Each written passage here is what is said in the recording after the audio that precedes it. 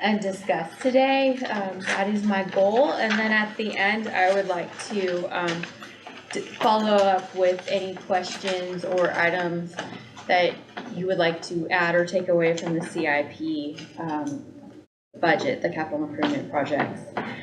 So first I wanted to discuss revenue neutral and what that meant, so we're all on the same page. And then I would like to go through the bullet points and then at the end discuss whether we have a consensus on whether we want to be at revenue neutral. Last year it went up 7.06%, and that was largely because Siemens came back on the tax roll. So probably not as much as I had anticipated, but it is an increase. If we remain revenue neutral, that would be a decrease of 2.45 mils. And last year we decreased 2.94 mils. So that's where we would stand revenue neutral. 1 mil is 360,000 this year. That fluctuates depending on the valuation. And again, I apologize, that's not included because I just got it. So what that means in the future is if that valuation declines, we are able to raise our mill levy to get the same property tax dollars. So we're only looking at the revenue raised. What happens if you never raise your revenue and you never cede your revenue neutral rate is your costs are going to increase, but your revenue isn't necessarily going to increase. So over time, you could end up in a tight situation or cutting services. So with that, I want to go over what's included in this preliminary so you can see what it looks like if we do end up just revenue neutral rate. The sales tax has been increasing last year and this year, largely due to inflation, also largely due to utility costs. You pay sales tax on your utilities. We have seen utility costs rise, and with that also franchise fees are increasing. So we have seen some increase in revenue. We don't know how long that's going to last. We don't know if we're going to end up in a recession next year. We're really not sure. So just based on kind of conservative estimates, I've allowed for a 3% increase in 24 for sales tax. I've included a recap of the personnel changes on page 6, which we'll get to.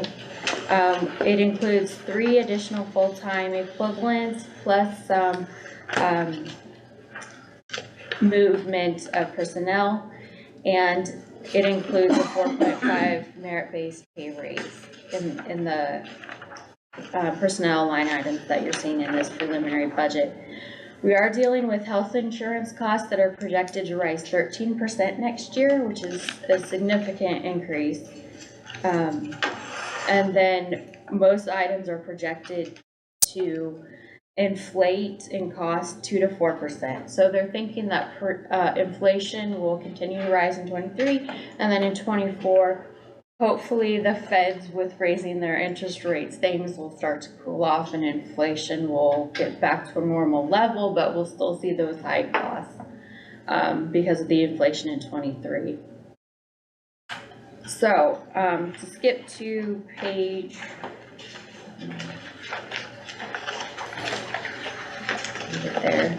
page 21 is what the general fund balance looks like on paper.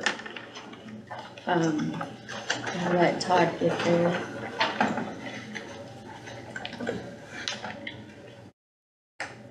If you go down just a little bit.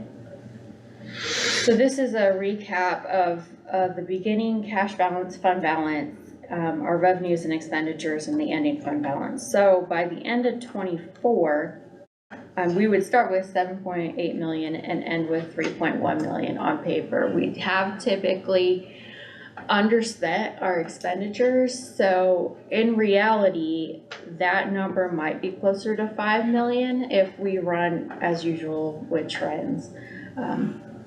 There's just certain departments that maybe don't use their full budget, and so typically where you see at the end of 23 the 7.8 million, we might end up with 8.8 million. That would be what I would expect, and then the end of 24 to end up around 5.1 million. So, question. So again, I'm new. You know, this is my first go with this. So what you're projecting here is in essence a $5 million deficiency, correct? I mean, that's how much cash we would have in the bank is around 5 million. We would. Oh, but yes. But that's also what you're projecting on revenues and expenses. You were projecting 109 revenue and 114 expense. Somewhere in here that's laid out. And so, I mean, we were projecting a $5 million shortfall.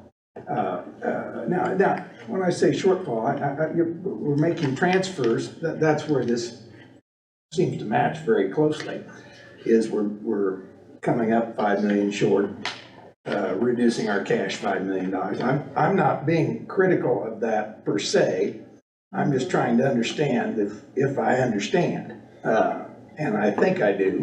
But I wanted to speak to the author, so right. that I understood that I was correct. And is that not correct? That is correct. So in 24, the budget shows 4.7 million deficit. So we would be overexpending our revenues. But what I'm saying is really it'd probably be 3.7 if we were to go with this budget. Okay, but all right, let's use that number. Okay. I just mean this is what was printed, but let's use right, 3.7. Right. But so the budget that we are probably talking about here is. I'm not saying we shouldn't be. We are spending 3.7 million, 4 million, whatever more than what we're projecting our revenue to be. And of course, and then we're projecting, now I'm not saying we shouldn't, I'm just saying that's what, and then we're projecting that we'll have around, it says 3, but let's call it 4. So I don't know, what historically is, occurs or has occurred.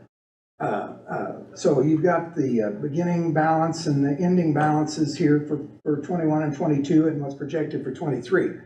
And I don't know how much money we think we need in our reserve fund. I mean, that was going to be my next comment. Well, yes. Yeah. Well, I mean, that's a critical question, a critical number. So.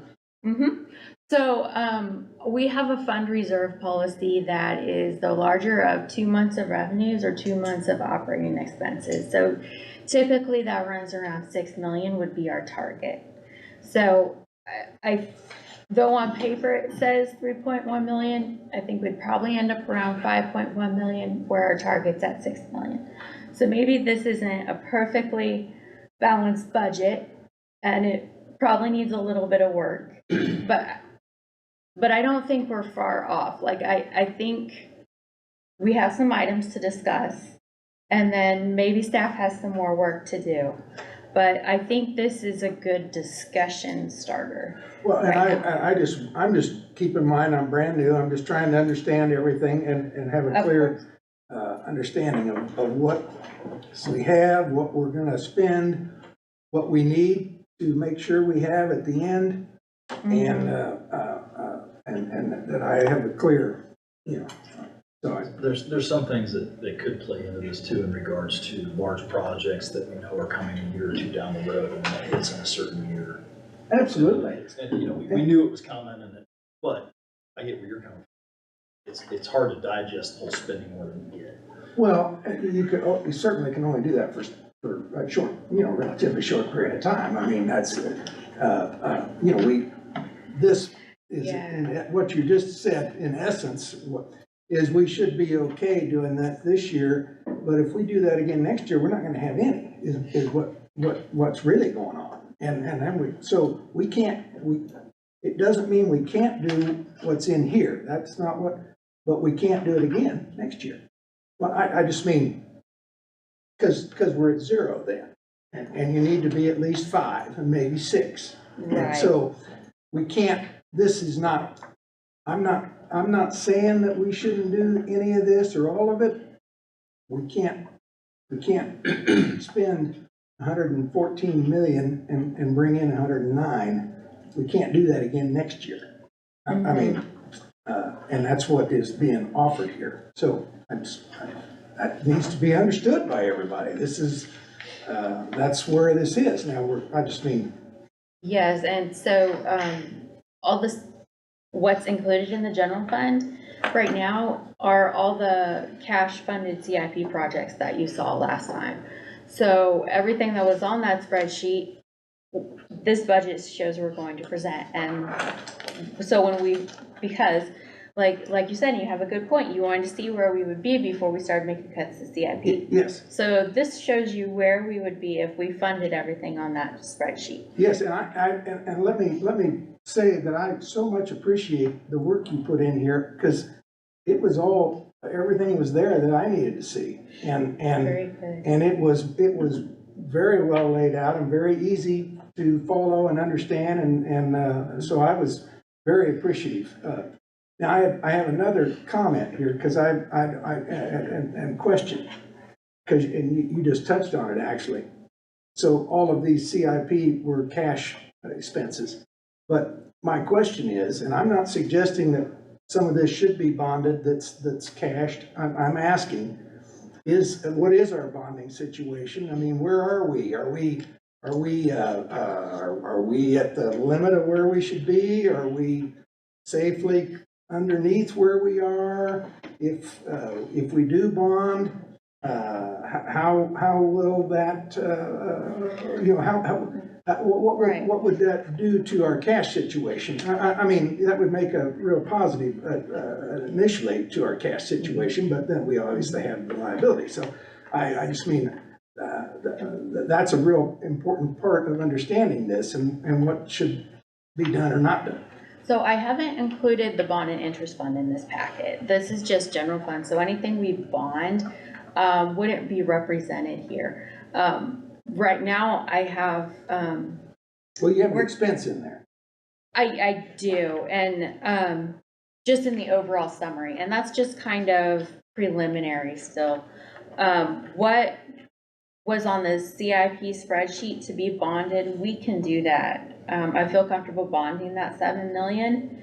Anything more than that, we would have to look at long-term. I know it had been brought up to potentially do the Fun Valley turf. And so if we did that, we would. Well, I mean, that would be one of the issues. Yes, yeah. I mean, so we would have to look at that, and I know through 25 we would be okay. I need to go back and look at longer term projections on that, but so we could potentially bond a little bit more, not drastically more. You've got $16 million of CIP, and you said 7. When the 7 is coming out of the general fund, and the other 9 is a lot of that's being transferred. Is that what I mean? I mean, we got a lot of transfer coming out of transfer funds, which. And yeah, so there's different funds on that spreadsheet. So there's a general fund geo bonding column, and then there's stormwater and water. So the stormwater and water funds, those utility collections are going to pay for that debt. And Brian does an awesome job at projecting out what the bond payments are going to be and whether the utility rates can handle that. So I feel confident with the work he's done that those will be taken care of by utility funds. Yeah.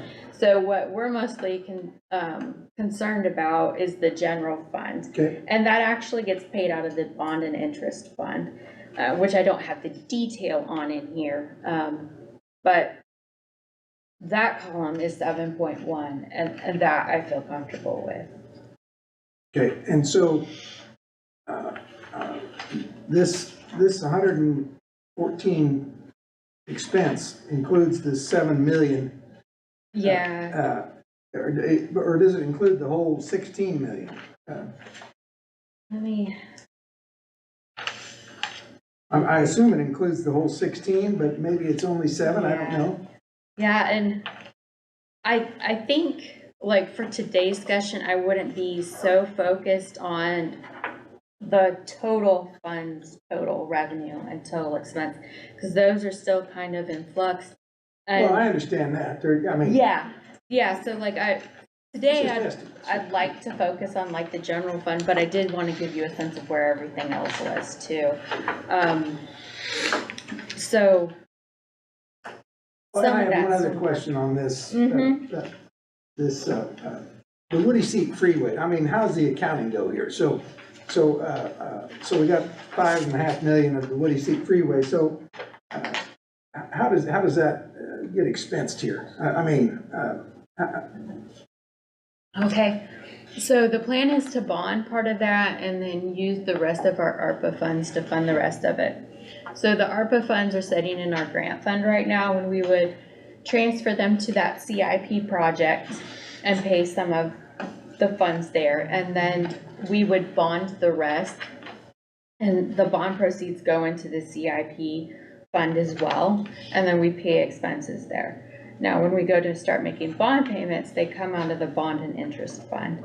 And so that factors into the total amount we can bond in that year. And Jeff Schenk had said there's a possibility of getting another grant for that, but that hasn't been factored in here. So like something we really could consider is if we get a grant to pay for part of Woody Seat, maybe then we fund some of the turf at Fun Valley with some of that extra bonding capacity we have.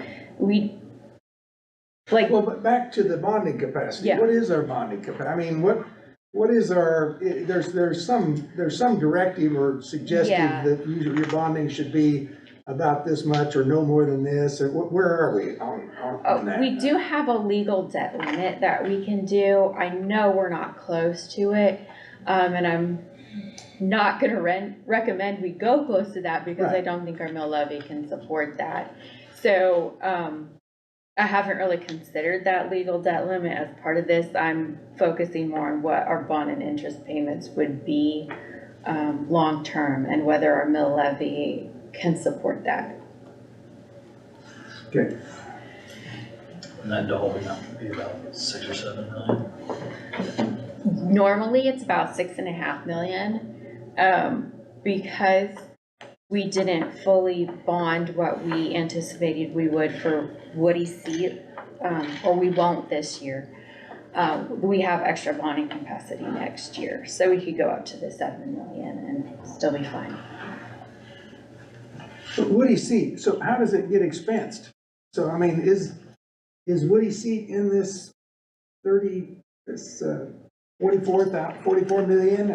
How does Woody Seat get expensed? I mean, what is the, we're spending 5.5 million or whatever, and then how does that get expensed? I mean, is that expensed over to 20 years or 30 years, or how's it showing in here? I mean, is it showing that we spent $5.5 million?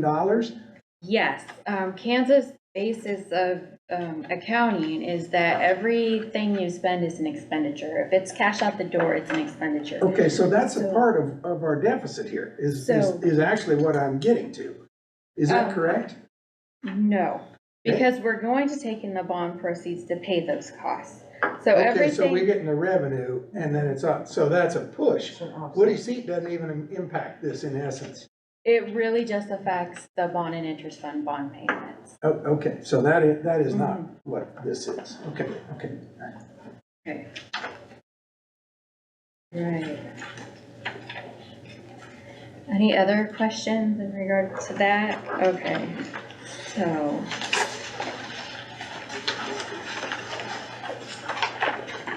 Okay, so kind of going back to the general fund balance questions, are there any questions about like where we think we'll be and where we need to be with that explanation? Well, I got lots of questions. I've got more, but I don't know when I should ask them. Okay. All right. So I guess that takes us back to looking at all these points and where we think we're going to be. What is council's feel for remaining revenue neutral or exceeding revenue neutral? Do you have any thoughts at this point? With the anticipated increase in property tax value, the property tax valuation, you said we went up 6.27% on the valuation. Each mill is worth about $360,000. If we were to remain revenue neutral, we would actually probably affect our mill levy. We'd go down 2.45. Correct. Okay. Of the total, what is the mill levy in Reno County? 160 something? Depending on what school district you're in, it could be anywhere from 160 to 176. And how much of that is the city? The city, for the 23 budget, our mill levy was 41.556. And I really appreciate that. We're at 25% of the bill. And most people are pretty well shocked when they find out that it's the school district and the HCC that are actually the biggest part of our their tax bill. And they don't get their tax bill. They don't even look at they don't break down. I never paid attention. I get my tax bill, I pay it, and I've had other people comment that say, I've never even seen my tax bill because it goes to my lender and it's in my mortgage and I, that's, and I would, but they are shocked to find that the schools, we all want schools, but that they're actually taking the biggest bite. And that probably needs to get out into the media, not to bang on the schools, but just to educate. Yeah, educate people. Stuart, when I speak to people, I hand that out. Yeah, right there. yeah, and, no, that's, yeah. And, since we're talking about a mill levy, the mill levy right now, I will say that we did remain revenue neutral last year. Nobody else chose to do that. They held their mill levy the same, which they had 7% more dollars. When you say who, you mean the schools or the county lowered theirs? Well, yeah, but it's not revenue neutral. They lowered it slightly, but they still brought in more dollars. Did they? Yeah. Okay. Well, no, I thought they said I think they said they were revenue neutral. I'm pretty sure they did. Okay, That well, that's doesn't mean not they- what my taxes were Well, showing. let's look at this. Right now, let's kind of look at it this way. Let's go through what our needs are based on a proposed revenue neutral budget. And then we'll discuss what our needs are as a community, then we'll go through our wants. We'll go back to the CIP and go through our wants and justify what we need to do and what we can't do. And if we need to adjust the dollars a little bit to accomplish certain things, we'll do that. So let's go through what you have here. And go through Can I our ask one needs. question though? But that's a great exercise, but the only thing is, it potentially sets us up for next year for a different hit if we stay revenue neutral. Correct. But this is a starting point, a template Okay. to work off of based Okay. on a potential revenue neutral. We get to the end of this and realize the things that we want and the things that we need to do aren't accomplished with this. We'll have those discussions on what we need to do to exceed revenue neutral and what that means for our mill levy and our constituents. If everyone's on board with that. Do you have any place to start in mind? Normally we go through like the personnel changes. Let's do that. Okay, that would be on. Let's not go outside the norm too much. Oh, this year we've completely gone outside. Fair enough. Make improvements as you see fit. Page 9. Yep, okay.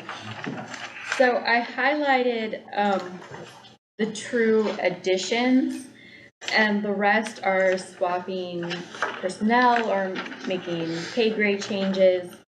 So normally we focus on like those true additions, and then if you have questions about some of the others, like swaps or adjustments, we could go through those. I did my best to provide explanations of some of the changes, and I just realized that East Side should have been highlighted as well. I don't know, if Justin, you wanna talk about your Yeah, additional I can talk personnel? about the first two. So the airport director, obviously we'll have some more discussion this evening about that position. Really the intent for that would be to separate the airport from parks and facilities, convert the airport manager position into an airport director position. The idea there is that, you know, if we're gonna make progress at the airport, we really need somebody driving that economic development piece of it. Right now, with the staffing levels, Peter's main focus and main job is to just make sure, you know, lights are working and tenants are happy and the daily maintenance is getting done. Doesn't have a lot of time and energy to really progress the airport forward. So that's what the intent of that position would be. We'll go over more of those details at the stakeholder meeting this evening. But something that was presented when Ron presented that report, it's been a month ago or something. So the other position is at Eastside Cemetery. We currently only have one full-time person at Eastside. He is the cemetery sexton. We also have a seasonal part-time position out there. They work 30 hours per week year-round. This just converts them to a full-time position. That's one of those places that, you know, if something really bad would happen to Zach out there or win the lottery or something, we don't have a lot of backup. It's a very specialty type work. We've tried to do a little bit of cross-training from other divisions. Just been a challenge to do a lot of cross-training with all of our other. So the main cost to doing that would really just be the benefit piece. Yes, we're adding one additional full-time FTE, but the seasonal dollars would offset the vast majority of that. Any other questions for Justin about his changes? I have a question. So, and I know you said we'll go into more details tonight, but essentially this means that Peter would be promoted to director level, and we would be then filling his current role. His current position would be, we'd do a title change, operations manager, I think is what we call it, something like that. And that role then would take on the vast majority of what he's doing today. So making sure maintenance is getting done, make sure his wildlife is getting taken care of. Being that contact person when the tenants have a problem, you know, lights or doors aren't working, those sorts of things. All of that comes off of Peter's plate onto the operations manager, and then Peter can be much more high level.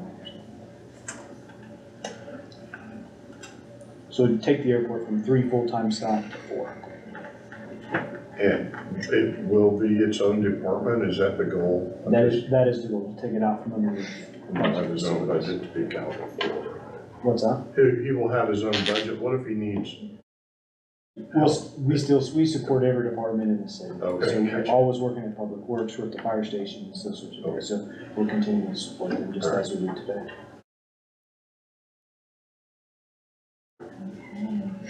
Kevin, do you wanna describe your new Yeah, part-time? so, we're looking for a quality assurance person right now. We have an outside vendor who does our quality assurance and our auditing and review of the way 911 calls are handled and processed right now. So we pay an outside vendor, and they only do about 1/3 of the work because they only do medical calls right now that they review. And we are getting ready to bring what they call EFD on board, which is a protocol that we use, which is emergency fire dispatching, and PD, and we audit none of those calls right now. So the purpose is to take the funds that are currently being expended out at the vendor and bring those back in-house. This is a part-time position, just 19 hours a week, no benefits. So we're trying to offset the cost there. And then the last piece of this, since I'm kind of new at the job, is I really got into the E911 funds, and there was some allocations that were questionable, and we are now reviewing them carefully with Angela and following the regulations, and we're finding some funds that we can adjust into training, which follow the 911 regulations, which allows us more general funds for salaries. So that's what we're trying to adjust and get this done. So I'm trying to make this revenue neutral or cost neutral as much as I possibly can. But I think the biggest piece is we're going to bring this back in the house, and that's some huge savings, which is almost 40% of the cost right there, just by bringing it back. And I think with some steady evaluations of our E911 funds, working with the 911 Advisory Committee, which Chief Beers and some of the other folks in the room here are on. We can make this pretty revenue neutral or cost neutral to the entire budget. There will be a slight increase as we have to manage Social Security and Medicare for that half of the person, but pretty neutral otherwise. That's all I'm asking for.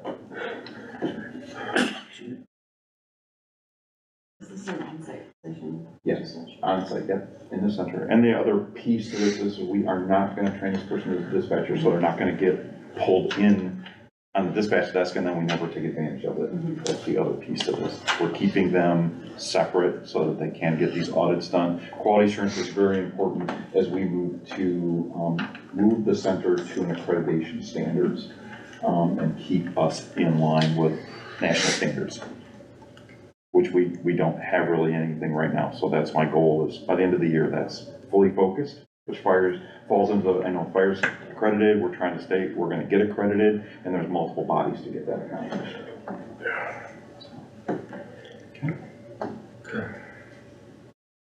Would you like me to discuss the animal shelter? Sure, or I can, either way. All I know is what I have there from Collins. Well, the police department's asking for an animal shelter assistant director to come on board with us. Right now, we currently have the director of the animal shelter who's responsible for 5 shelter techs, 2 animal control officers, along with 2 front desk personnel and 1 coordinator right there. The shelter operates 6 days a week. Obviously, the animal shelter director can't be there all the time, so we're looking for is adding on an assistant director that can fill in times of the director's absence to do the day-to-day operations. Also work with Cause for Paws or other donators that are at the shelter. And then basically oversee the shelter technicians and the ACOs. So that would also assist the animal shelter director in completing more of the administrative duties that are required to be performed at the shelter. Okay. Any questions on that?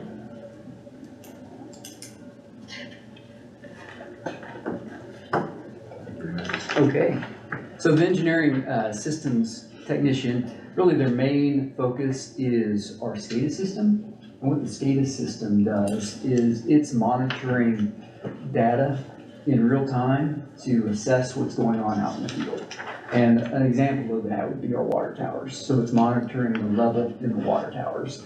And depending on what that water level is, it decides when to kick on our high pressure pumps that pump water up into those water towers, which in turn turns on wells to pump to the treatment plant to supply the water that's needed in that reservoir that we're pumping out of into the high pressure or into the water towers. So, and that's just one system that it's operating and controlling and monitoring. Also, incredibly vital to obviously the operation of our water treatment center, to our wastewater treatment plant, to our wells, to our lift stations. So just an incredibly critical position. Right now, we just have one person that's in charge of that SCADA system. There's more work than one person is really capable of doing from a proactive preventive maintenance standpoint. So we're gathering all of this data. We could be analyzing that data to better do better preventive maintenance on all the pumps that make up those systems. Also, our one SCADA technician is retiring in June of next year, and it's going to take probably a year for somebody to get up to speed, because not only does the SCADA system technician need to understand that SCADA system, they really need to understand all of the operations of the water treatment center. How does that whole process work? They need to understand the wastewater treatment plant. How does that whole process work? So there's just, again, incredibly vital position. Lots of information for that person to learn.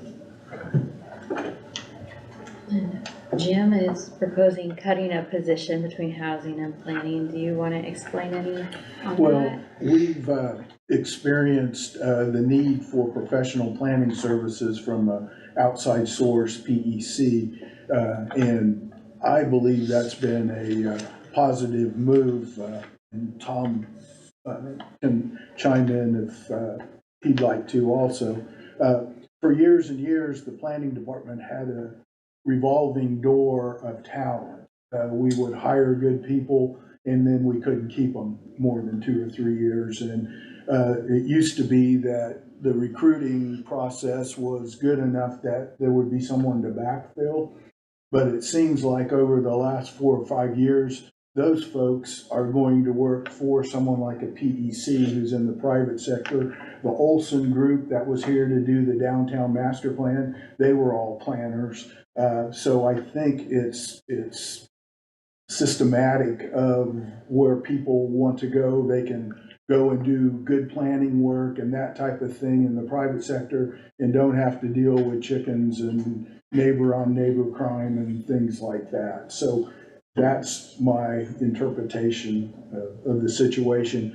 So to be able to do that, the current cost of the PEC is running us around $60,000 a year. And what do they do? I mean, what are we using PEC for? Well, they do all the reviews, all of the important decisions that are made that we would need to register on properties, plats, zoning issues, anything that They don't make decisions, they just. they recommend. They do the case as a inside planner would do, and then those recommendations are taken to the planning commission first, and based on the case, their recommendation then comes to you for final action in most cases. There is one area where the planning commission can act as the board of zoning appeals and they can make the final determination, but it's on special uses. It's just one category that needs to be done. But legally, when our planning department signs off on something or makes a recommendation, we want to make sure that it is done correctly, and I am not a certified planner, and no one on the staff is at this point. So in order to keep us functioning, back in June when I came back to help, we had to find a professional planning service or someone that could help us. So we reached out, made the connection. Where are they located? In Wichita. So he's close, a great gentleman, and he's kind of part of the staff now. But the bottom line is we only need him when we need him. Right. And then you're not paying for, anything over and above that. So his cost was basically equal what a associate type planner, kind of a new planner coming in. The other position was a senior planner, which was more established and was paid higher, and we haven't had that for a couple of years now. So planning was traditionally a 6-person department, and it's down to 3 people right now, with PEC serving the role of that 4th person. Housing was also part of the mix of an associate planner's work, and so we have kept money in the budget for someone to assume housing responsibilities. As you stated earlier, it's critically important with these big projects and a lot of ARPA money and a lot of grant money being used in housing. So. And that's an open position right now. Right, both of them. Well, technically, you have 3 open positions if we go traditionally how we used to do it.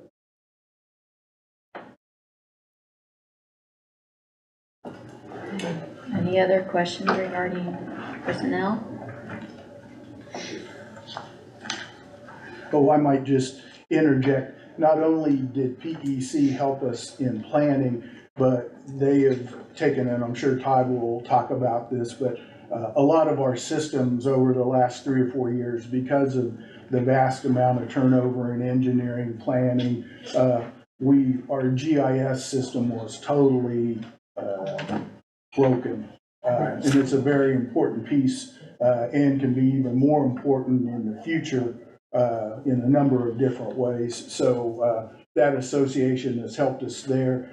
Also another real important area that we have not been good in over the past 2 or 3 years is floodplain management. And that is a critical area that we need help on there. So again, PEC has helped us there.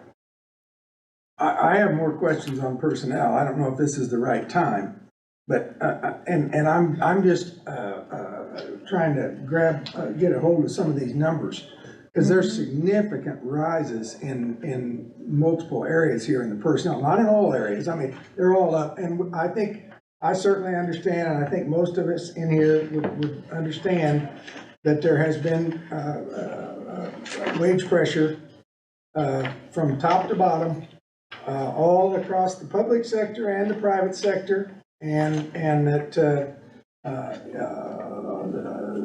you know, what was good enough 3 or 4 years ago is not good enough today. I'm well attuned to that, but I mean, when you see the kind of increases we have in some of the, now there's a couple of departments where we're adding a person or this, that, and the other, and you can but there's some significant rises. There's enough significant rise in here that when you go back and look at the 21 actual and the 24 projected, which is just a 3-year, the ones that are only 30% and 35% don't even jump out at you. I mean, that's a lot of the norm, not completely, but there's a bunch in this 45 and 50% range, and that's significant, you know, I mean, and certainly not sustainable. I mean, you look at the, one of the lower ones, I shouldn't say lower, but I just went through your pages here. Mm-hmm. And Human Resource Department, we're up basically 100,000 over 21, which is about a 30%, 35% increase. This is just for personnel, you know, not, now, there were a couple, anyway.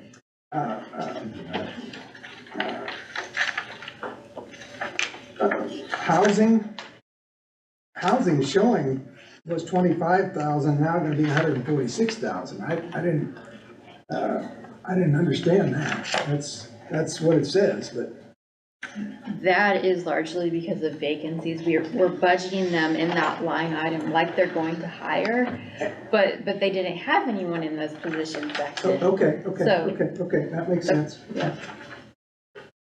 Maintenance in personnel. What page are you on? I'm on page 30. Okay. It was 301,000 in 21, 280,000 in 22, and we've got 456,000. So that is a position that's moving from parks into public works maintenance. So we're moving the ditch maintenance from the parks department over to public works maintenance. Okay, how many people is that? That would be 5 people in that division. Okay. Plus a supervisor, and those positions haven't always been filled either. We've struggled to fully fund. Okay, so, but then parks would be down. They are. I just mean, Or it's the, if I don't we're know. taking 5 people out of there. It's Hort and Forestry. Yeah, it's coming out of Hort and Forestry. Yeah, so if you look at this year in Hort and Forestry, it's just it's less than the actual wage increase, so the 4.5% or whatever. Where is it? What do you call it? Horticulture and Oh, forestry. okay. Page 32 Page towards the 32 top. towards the top. So you're seeing actually a negative 3.4% this year. So we're losing one full-time employee to public works. And then the big change over time. Well, but it's still up. No, I agree. It's only up 75,000 from 21, which is much lower than what other departments are. But when you're talking about raising 4 or 5, moving 4 or 5 people, that's still. It was just moving one person. Oh, moving one person. Moving one person. Yeah. All right, but if we're moving one person, then we're going from 300,000 to 456,000 in 3 years. You know, that's 50%, and that's we got one person, but I mean that's I guess that's part of it, certainly. And vacancies are the other part of the story. Previous vacancies? Yes. Okay. Angela, I think you said is it 800,000 is reflecting vacancies? Yeah, I increased that number just Did you? based on trends. Yeah, so what I do is clear at the bottom, it's in the non-departmental section. I have a line item for vacancy, so I take the last few years' average vacancy rate and I put a negative expense in there. I read that, yep. Yep, to account for that. So the thought is that it might be that Public Works Maintenance usually has vacancies. I don't want them to go over budget because I budgeted the vacancies in their line item and now they're able to fully hire. Okay, I understand. You know, Yes, I understand. Yeah. So yeah, so some of these are off and it might have been better if I could have put like the 21 budget column in there. But then I run into this problem where the numbers are so small. Okay, So, okay, yeah. okay, all right. I can think about how to do that in the future. Okay. Well, like I said, this is my first real, do on this. And so I'm trying to get a grip on it. We got a $5 million deficiency forecast. And we got some pretty big jumps in here in areas and we're supposed to then decide on the CIP and what do we want to do and not do. And so I'm trying to, have a clear picture. We had the exact same questions last year in regards to how we're budgeting for vacancies and what percentage on that. Okay. It adds to the confusion. Okay, all right, we'll pay attention to it and we'll go forward. Okay. There's others, obviously, but Okay. that's enough. And if you don't want to discuss them here, you can meet with me and we can go through them too. That's enough. You're just the reporter. You're not the one that came up with the number. Well, I mean, you're reporting the number that has been presented to you. I don't mean that wrong. You didn't come up with that idea.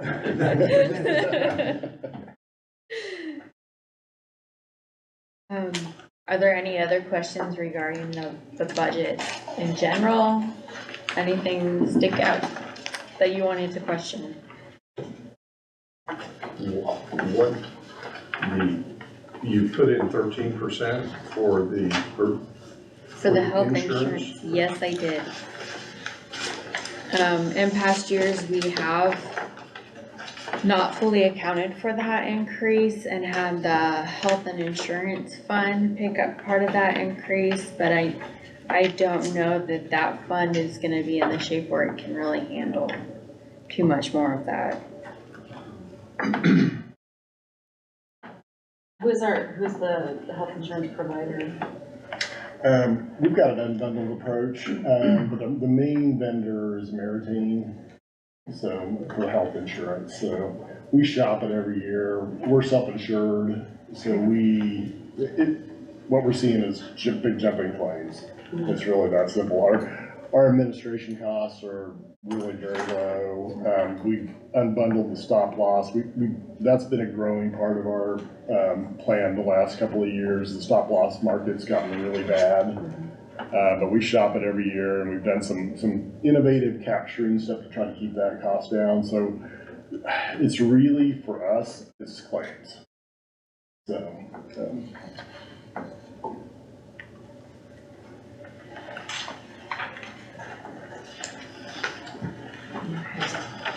And I'll also say too, our consultants they've done a pretty good job of being accurate every year, but it's, at this point in time where we're trying to project so far out in front, those numbers could get better or could get worse.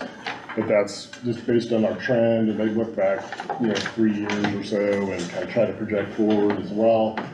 So, yeah, historically they've done a pretty good job of being accurate, but, have 2 or 3 high cost claimants drop off, that gets better real quick.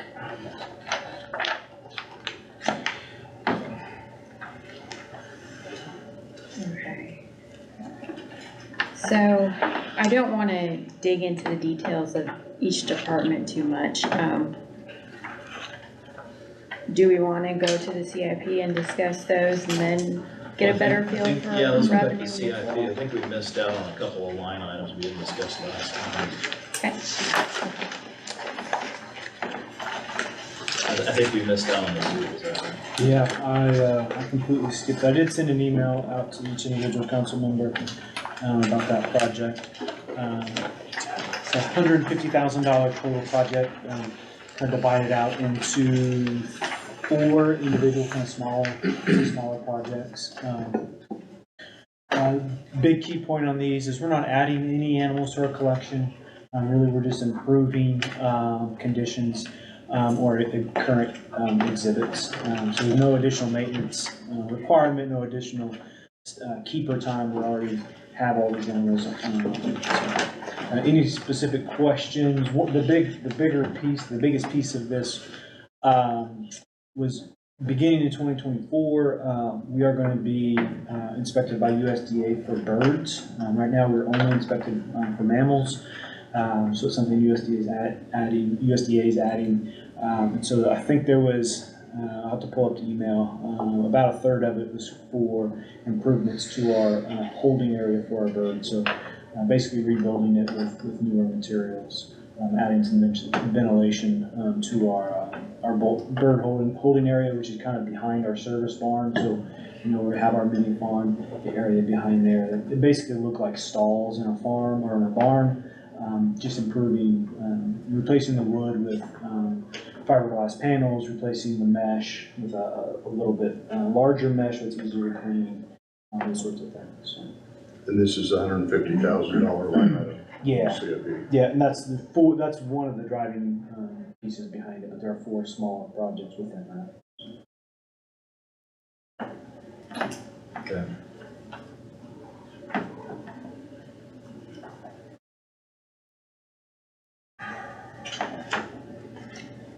So I guess we're at a point where we're about ready to discuss whether we're gonna get a feel for the revenue neutral, or if we're gonna get a feel for if we're gonna make adjustments. Council members, thoughts on this?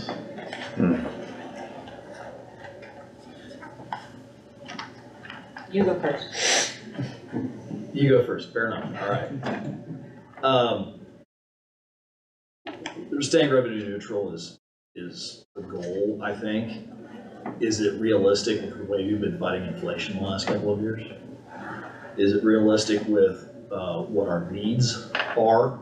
And these CIP items, a lot of these I would consider to be needs for moving things forward in our community. I would consider, these are not CIP things that are just wants, that are just frills that we don't necessarily need as a community or to service our community. But we've been fighting for the last 2 years against inflation rates that are just eating us alive in insurance costs. It's very difficult to try to remain revenue neutral 2 years in a row in this environment.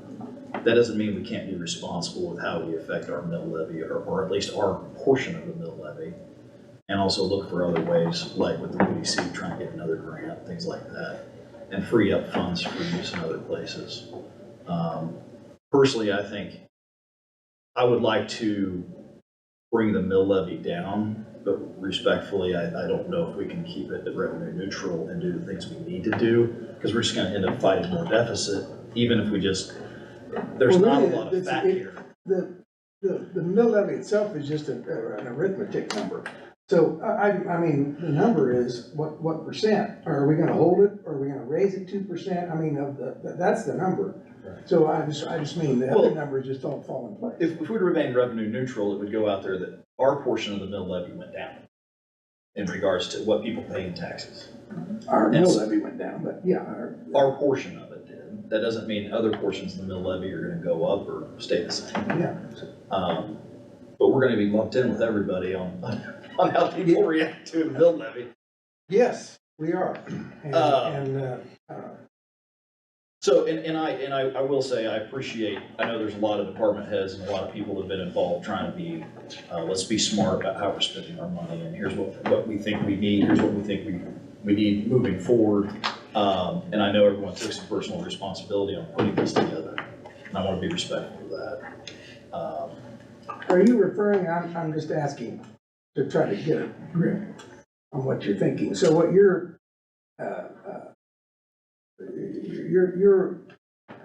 well, no, I'll let you explain what you're. Okay. You go ahead. So the idea is the dollars we used in our budget last year matched or did not exceed the actual dollars we used the year before. So for us to do the same thing again, when we've had 2 years of inflation, is an extremely lofty goal. I mean, it shouldn't be a goal we don't try to achieve. What I'm saying, being realistic, is we've fought 2 years of inflation. We're running leaner than usual as far as the city goes, I would say, after a couple of years, especially with the way inflation's gone. It's unlikely, or it's difficult for us to try to remain revenue neutral again. That's not to say we don't try to improve. If we do not change our mill levy, well, if we do a budget that does not exceed our mill levy that we had last year, it adds $800,000, $900,000 to our budget without changing the mill levy rate of what we put out there for what our needs are as a community. I think there's a happy spot somewhere in between there. Well, what you said, one mill levy was $360,000, so actually it would, well, yes, you're right. About $800,000 to $900,000 if we were to match the same mill levy. Okay. And but that's basically saying the way that the increase in property tax valuation, we're not increasing our budget by that percentage. We're staying below that percentage. So we're still improving and being smarter with how money is spent in relation to inflation. And I think that's a realistic approach, but I'm 1 of 5.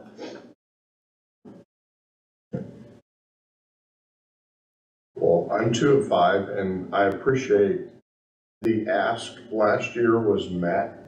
We wanted to remain revenue neutral, and it was done, and I appreciate the department heads doing that. I don't think it's a reasonable expectation for us to remain revenue neutral. With the economy right now and trying to move this city forward with some of the economic development things that are in our, I mean, you can definitely make a case for some of the things in the capital improvement are going to move our city forward. And so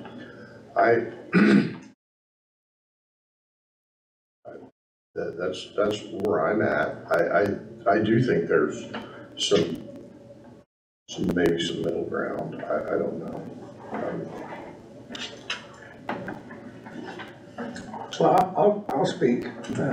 I don't disagree with what you're saying. I don't think there's any operation, there's no business, there's no person out there that hasn't dealt with inflation and is dealing with inflation every day. So certainly nobody wants to have any kind of an increase, but we're buried with increases. Everything we have is costing us more, as it does everybody else.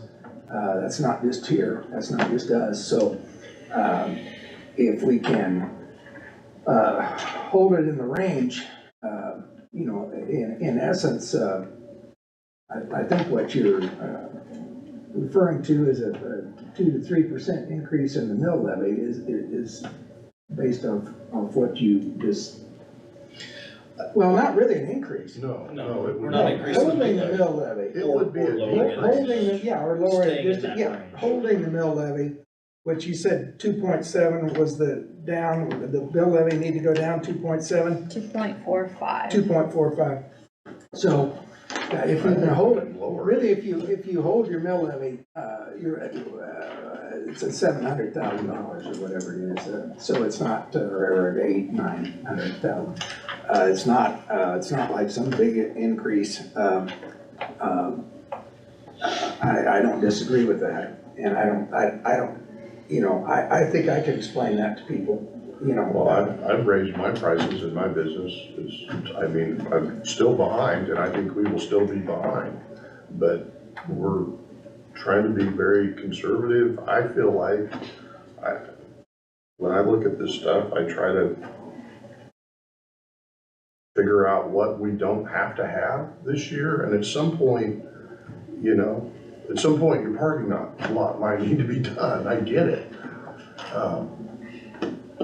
We have plans for that. We have what? We have plans for that. No, Like, year by year, a little bit will be improved. for specifically, yes. It's a bucket of patch. I got pictures of ducks that are swimming in my parking lot. I see one motorcycle and one car. That's That's yeah, awesome. I'll show you the video. Mr. Garza, Ms. Goss, do you have thoughts on that? I don't think it's possible to remain neutral, but we don't have to go crazy. I think the cost of everything has gone up. We have new regulations, aging infrastructure, inflation on the cost of goods, and wage competition that we absolutely have to meet, or else we're gonna lose employees. And then we also have the cost of our health insurance. Just lots of little things have all gone up. I don't think it's possible to stay revenue neutral, but we don't have to go crazy either, so. So does that mean you want to stay neutral? No. No. I do, I want to, but we're not going to. I would almost guarantee it. What are your thoughts, Mr. Garza? I think we need to stay neutral. I agree with you. Let me ask you a question. If we go over what we're supposed to, and we stay neutral, so what happens? Do you understand what I'm saying? Yeah, so, if we don't do the procedures to exceed revenue neutral rate, and then we have to pay back the extra money to citizens. So if we raise an extra $100, we have to figure out how to pay that back to the 16,000 households or whatever in Hutchinson. So it's a severe penalty. So that's why we say, even if you don't plan on exceeding revenue neutral, do the procedures as if you are, to be safe. Both the Kansas League of Municipalities and the State Department of Revenue both recommend doing that. Going neutral? No, to go through the procedures Oh, I see. as Go if through the you're going to paperwork, yes. exceed. You're gonna exceed neutral. Yeah. And we did that last year. Yes, Yes. But I think we did end up holding the line. We That's how it's did, gonna come in, right? yeah, I mean, it should. If we do exceed, it'll just be barely, but then we won't have any penalty. My thought, just to clarify, is somewhere between revenue neutral. Right. And probably revenue neutral plus 800,000. Right. In there, because that way we're still lowering the mill levy. Right. It's still less than the inflationary rate. So it shows us beating what inflation's doing. But to try to remain revenue neutral and take that 6, 7, 8% hit in inflation a second year in a row, I don't think that's realistic with what we need to do as a community and the projects and things that we're responsible for. That doesn't mean we throw responsibility out the door on how we're spending our money. It just means being realistic about the money we're bringing in and what our needs are. So we go neutral, we do the paperwork, like she says, and then if we do go over, we go over, and then we still have to pay the penalty, right? No. Not if you do, not if you're on the letter the county clerk sends out to taxpayers and you publish and you I do your gotcha. special hearing. The same stuff we did last year. Yes, exactly, yeah. And I mean, the thought has always been that you may, before this law, is that you maintain your mill levy and you take advantage of the property valuation increase unless it's, an unrealistic increase. But we're not doing that anymore. So if you never exceed revenue neutral, you're gonna bankrupt yourself. So the thought is now, to try to control it, but you're gonna have to do it at some point, So if our valuation went up 6.27%, and we match that, 6.27, then our mill levy doesn't change at all. Right. Theoretically. If we come in at 6.26, And we've actually improved our mill levy, but we're not falling further. But to do it every year, while inflation goes up, we're gonna have less and less and less resources to work with, and you can only trim so much for a community of this size. And that's why it's difficult to try to do it 2 years in a row. But you're saying you wanna do it again, am I I'm right? saying it's a lofty goal, but not realistic. We have a revenue neutral budget concept, but add 800,000 to that, and we're still under our mill levy where it's currently sitting. So, The person's taxes will go up, their property tax will go up, But and not, their city percent will go up. not because of the Not a mill lot. levy, but because of the new valuations that they're getting. but the schools and the county and the other entities involved are gonna be fighting this exact same thing. And so our proportion of the total property tax is probably gonna be 25%, or actually probably could be a touch less than 25% of the total. So in your case, what you're saying, we shouldn't do it, that means we might have to go with the mill levy, am I right? No, she's No, in favor. I'm saying exactly what he's saying. Okay, So we're gonna file as revenue neutral. right. No, we're not gonna No, file. we're not. That's what I We're want to try gonna to. file as revenue. Like we're gonna exceed. Right, as revenue exceeding, but then on this end, we're not raising the mill, but we're still, We're gonna try to fit our We're still budget going to have somewhere more between money. revenue neutral Gotcha, and, and leaving the mill levy where it's at. gotcha, Not raising the mill levy on our part is our goal. gotcha. Well, I agree with that, I don't think we have a choice. Yeah, Well, Stacy, you mentioned something about employees. 20 years ago, if you had a government job, like a city job or a county job, that was a great job. And I know in my business, I'm paying guys double what they were making even 7, 8 years ago. And I think with as many holes in our organization here, with the vacancies, and I know that's not all, I mean, I've had holes too. But I would like some people in this room to get creative on what we can do to make that a good job again, if in fact it's not.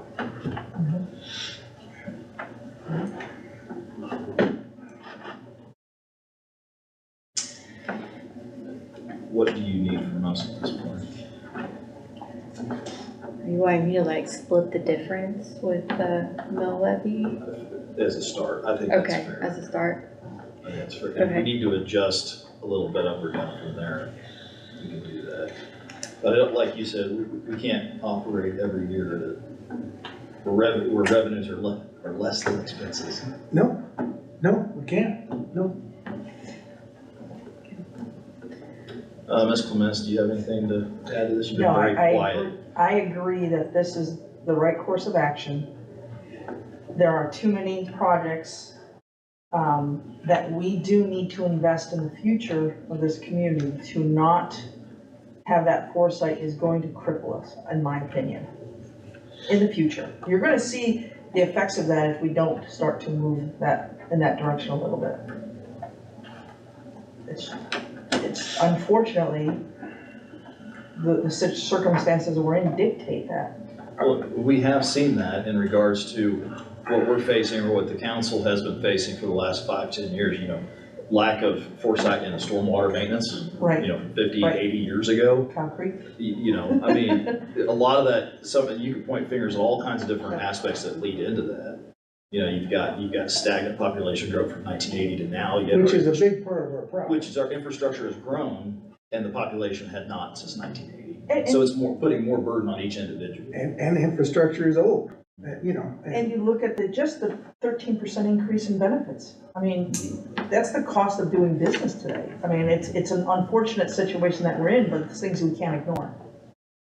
well, we need to increase our population, and we need to increase jobs. I mean, when you're another side of this same thing, where if you have the same revenue and your expenses keep going up, well, if your population stays the same or declines, which ours has declined, that's a train to jump into. We gotta turn that. I mean, that's, now, a lot of this CIP stuff in here is stuff that could help, with, retaining people, attracting people. So I'm not anti-spending. I mean, I'm not. But I'm anti, deficit, big deficit spending. I mean, Strategic impact. We have to consider what we're going to do, the decision we're gonna make strategically for the future of the community. We have to have that foresight. We're not gonna do it, we're not gonna get everything on this paper done this year. We all know that. So we have to look at some of the future rewards and how we set ourselves up. I mean, it's a difficult situation where we're trying to catch up from the past and plan for the future. And it is unfortunately the situation, we have to make the hard decisions to be able to do that. We don't have a choice. I looked through this whole thing very carefully multiple times, and your projections on 25 and 6 and 7 and 8, and I really appreciate all that information, and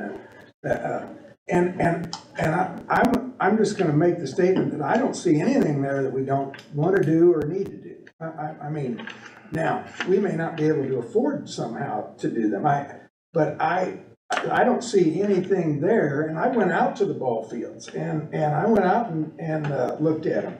And Hobart Detter I was there yesterday at noon. It had not rained since Friday. And it's unplayable. It wasn't even close to playable. It is amazing how much water was still standing there on that infield. So I'm not a baseball player. I hadn't been to Hobart Detter for a long time. I've been there before, but it's been a long time. But that's a mess. I talked to your man, Mr. Burr there. He was working, but anyway, I don't, all of the things here I think have merit, and I'm not both the public works things and the wastewater and the sewers and all that, and the parks and recreation stuff. There's really probably nothing. I mean, you can say, well, we got to scale that back somehow. Well, yeah, maybe, but I mean, they're all important assets of the city, and they need to be maintained. They need to be, in some cases, improved because they're so old now. What was good enough 20 years ago is not good enough today. And that's true for all of us, in our houses, in our businesses, in our conference room, every single thing, and in our parks and recreations.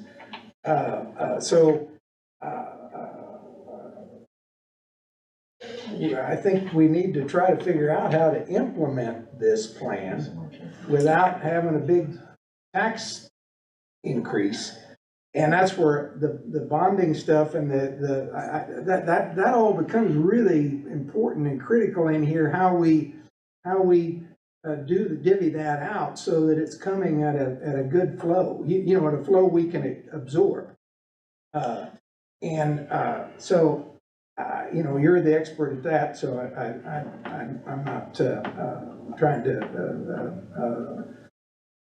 I think that done, if we can figure out how to do that and get these projects done without having these big jolt tax increases each year, any year, that would be the smart move on our part, because we do need to have amenities in this town and that attract people and keep people. And there's room for improvement there, and we need to improve. And all of the things here seem to make sense to me. But we need to keep a lid on people's taxes to the best we can, because they're already complaining about their taxes. before we have any kind of an increase.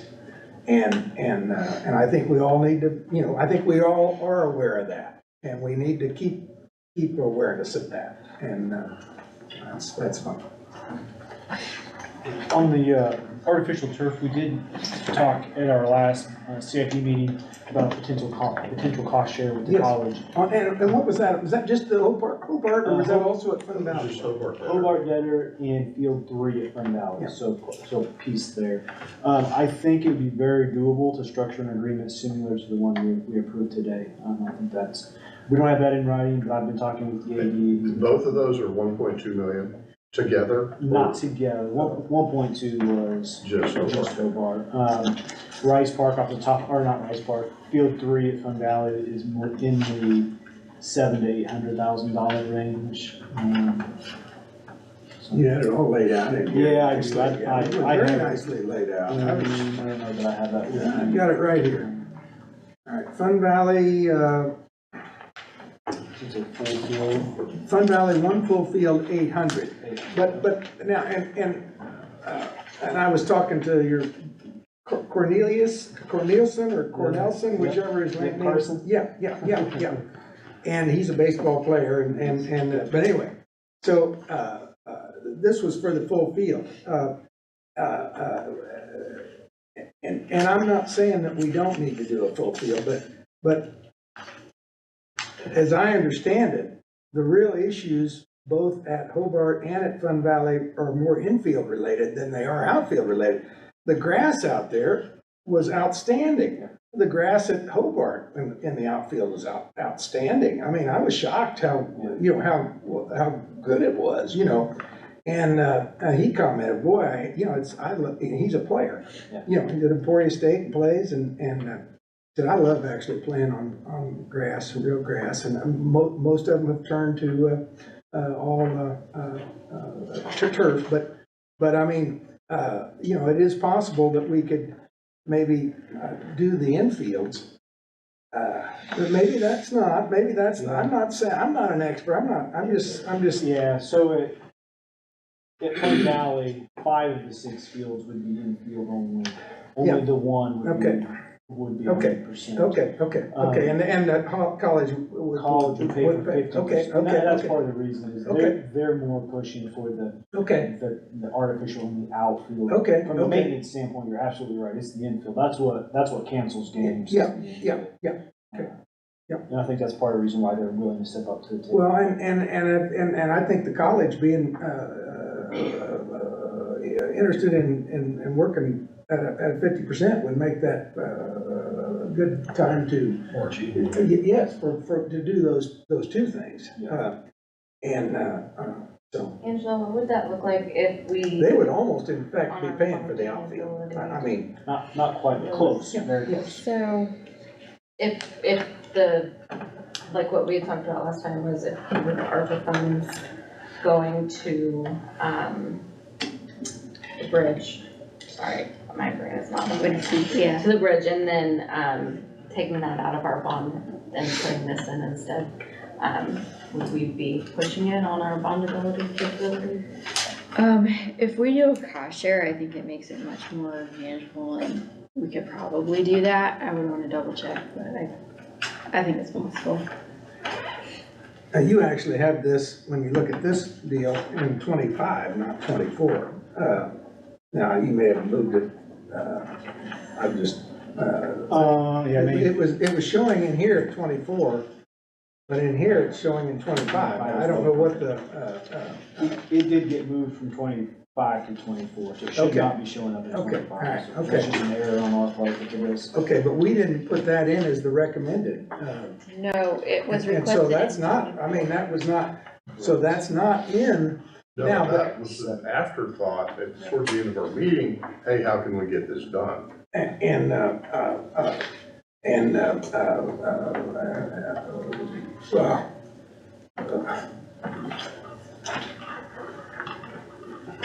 So Justin, what I'm hearing you say is Hobart and Field 3 of Fun Valley, correct? Yes. And there is an interest right now on the table with HCC to do a 50-50 split, potentially, no documents are signed. And is there in your opinion, in your expertise, is there a timeline to this? Meaning, hey, they're interested, should this move up a priority list because next year their funds could change or their interest could change? Their interest will always be there in artificial turf on those two facilities. So I don't know that if we don't accomplish it this year, that it wouldn't happen, that cost share would go away. I think, obviously with them being willing to partner this year with it, I think it'd be advantageous for us to move forward with it. Is there a cost saving to doing, like, for example, projects in the same time frame? Do you save any funds relative to rolling it out? Is it because the workers are there? Is it less expensive? Do you have any cost savings to get it all done expeditiously? Because we have multiple sites, Right. all the contractors I've talked with in these cost estimates have accounted for some additional mobilization. So I don't know if your question is dividing out over 2 years. Yeah. I don't know That that is we'll exactly see a my question. huge increase in mobilization. Now, material costs will increase in that. Yeah. I mean, 3, 4, 5%. I don't know exactly what that's going to be, labor costs. So there will be some wait a year, just some steady increases. Okay. But not a huge amount. We're not, because we're going to mobilize them from multiple sites anyway. Sure. In the original estimate. Okay.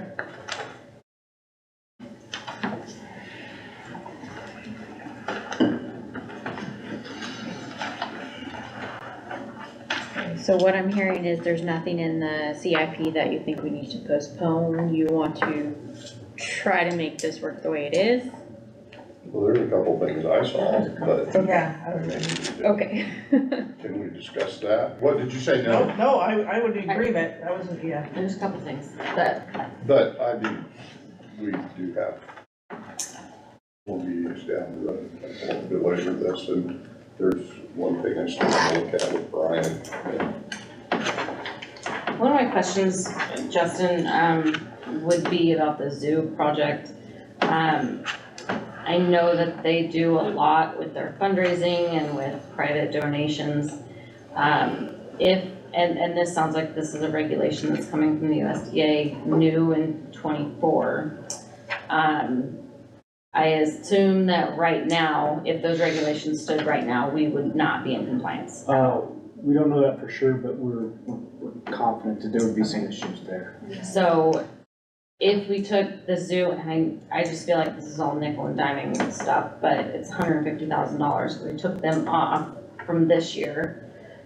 And what I'm saying is I would like to see a little bit of a commitment from private donations on the zoo projects.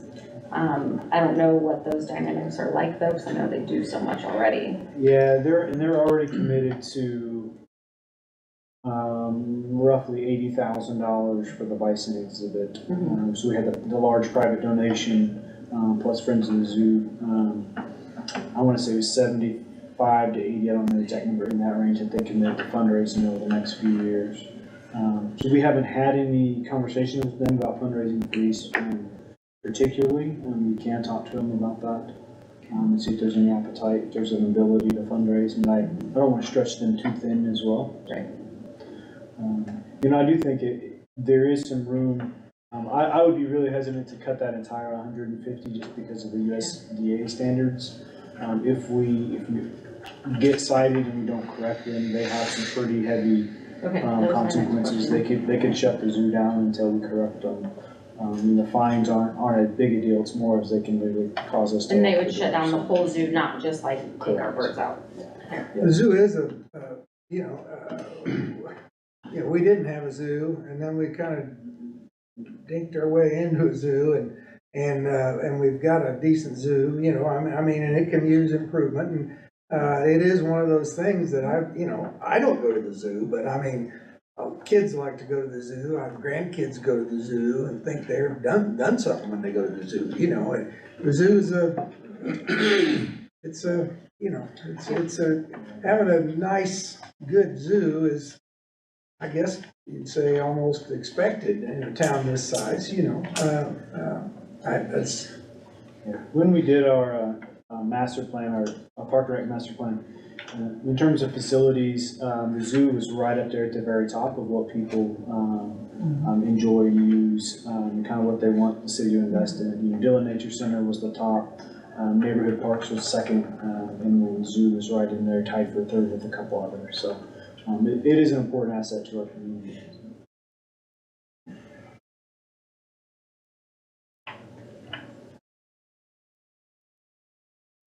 Anyone else have other thoughts on CIP or questions? The safe sidewalk, I think we have $50,000 going into it, which is what we did for this last year as well. We burned through that pretty quick, right? Like we're taking this year's applicants and pushing them out to next year basically, and I would assume that we're already at 50,000 on those applicants. We're at 170,000 applications. Number of applications. Applications for a total of 170,000. Oh, okay, sorry, yeah, that makes way more sense. Okay, I mean, it seems like that could be After the current 50,000 or total? Total right now. Okay, so. The pool right now is at 170. and we're funding it in 50,000 increments. I don't know when that policy changed years ago, that the city used to maintain the sidewalks and then now the property owners do, and now we're trying to, you know, they essentially saying like, well, that they didn't do a good enough job, so now, hey, we're gonna put this carrot there to get them done again. I'd like to see the safe sidewalk increased a little bit more, since it's obviously a popular program and it's a huge liability for property owners. I don't know how much though.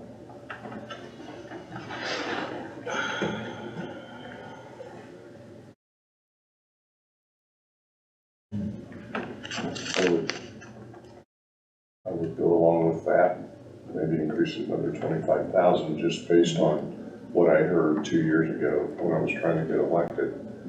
At our particular area of town, that was a huge complaint constantly. I was like, really? And then you start looking around as you're walking, and they're terrible. Yeah. And Jeff Schenk shared with us last time the ADA sidewalk program, that ripping out one, I think it was on Main Street, ripping out one crosswalk and putting it in new as ADA compliant costs $100,000 just for one crosswalk.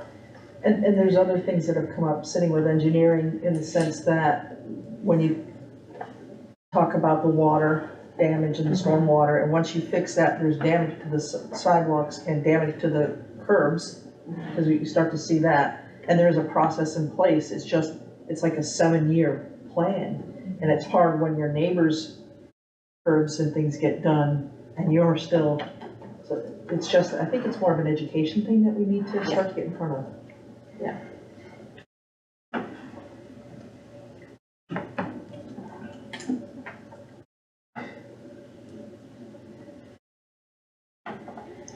Angela, do you have enough direction from this point? Do you have enough guidance to be able to move forward with next steps in the budget process? Do you need any more insight or decisions, I guess? So I guess I need more insight on what your thoughts are on future meetings and what they look like. Because today we discussed revenue neutral, and that was and what to do with the mill levy, and that was a big thing. I'm not sure where we want to be on CIP. Sounds like some people might have some more things to talk about there. So at some future meeting, we need to allow outside agencies, Startup Hutch, the chamber, those to come in. They would like to present their ask for the 24 budget. And then usually, well, sometimes we discuss the utility funds if we need to. So I was gonna get with Brian on whether we need to or not. I had a question you just, that I didn't ask earlier. The growth fund. So we've got money going out of the growth fund to repair streets. What is the growth fund? Who's paying for the growth fund? What's supposed to be done? That doesn't sound like growth fund to me. Okay, so there's a long history there, and it predates me, and so some of it I might have to go back and look at notes on, but I believe there was some type of ordinance or resolution that said of the sales tax money, we're gonna establish a growth fund, which isn't its own fund, it's just a section of the non-departmental budget. And of that growth fund, we're going to fund streets and we're going to fund other capital improvements. I believe part of the growth fund was used for bonding Salt City Splash. I'm getting a nod here, so I think that's correct. And then once that bond was paid off, we just started using it all towards streets. So there is a resolution or ordinance that establishes that. I would just have to look back and find that.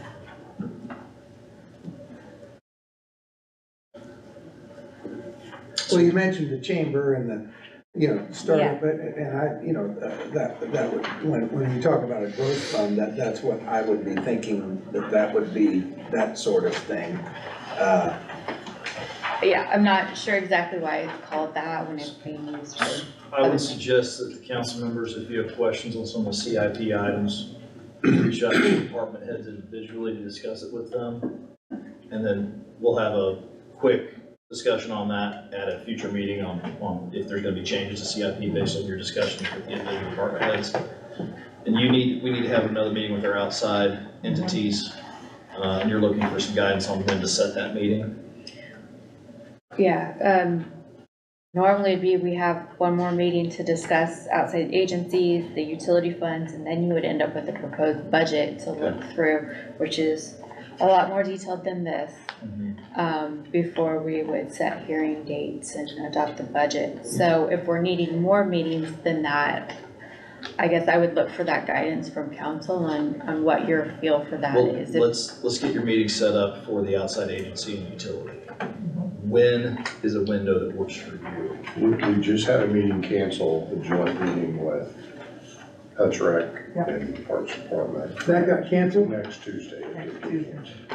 It's being postponed to August or September. We could potentially do it then. That was my thought, but I'm certainly, that might be quick for those outside agencies to. Or we can set it up for after the July 5th city council meeting. That might be a little tight for you, I would think. Is that tight for you as far as getting preliminary done? For next week, maybe? If we wait to outside agencies after, in July? Yeah, I think that's pushing the budget process too far because mid-July, we need to let the county know whether we're exceeding revenue neutral or not. How about our next city council meeting? Yeah, that's what I would recommend. Just like we did today, so 2 weeks from today. Yeah, Isn't that I think reasonable? that would be reasonable. Can you, Justin, get some clarity and verify the HCC, whether that, whether they go, do half on and so that we can then say, okay, that's gonna be $2 million, but only $1 million to us, $1 million to them, so I just mean, whatever it is. I'm actually meeting with Josh Gooch at 1:30 this afternoon, so that will be our topics, From a utility standpoint, we're not proposing to increase rates. We did that last year for 5 years. We have had one significant change, the loss of Sunoco. That's significantly impacted the sewer fund, but I wanted to kind of assess what that looked like through this year. And so next year, there may be a bigger discussion. So from a utility perspective, are there specific things that you're looking for? I mean, if that's really the only thing that's really significantly changed on the utilities is the Sunoco coming off. I don't know if that's worth having a whole meeting about. I mean, we've got. I don't know anything about. We got 2 new council members that haven't been involved in that, so maybe at the next meeting, if you don't mind giving us a 5-10 minute, here's what we did last year, here's where we're going with the utility. So we're all up to speed on the same page. And what we did last year was hire somebody to make sure we're right for 5 years on water. And eventually we may have to do that with sewer. We did it for both. Okay, that is right, we did, so So why don't, at the next city council meeting, when we sit down here, and take 10 minutes, bring us up to speed, on what happened last year with water and sewer rates. Okay. And what the Sunoco situation has, and then we'll jump right into our outside entities, and what their asks are. We'll keep narrowing that circle on what this is gonna look like. Mr. Mayor, how about the water situation with the South Hudson M? Have we come up, I know we haven't come up with an idea, but they gonna need help or? They are going to. They're gonna need help? That's still up in the air right now. Well, that will affect the utilities cost, wouldn't it? Yeah, I haven't had a chance to really talk to Ms. Clements about that just yet. Well, I know that we got some, the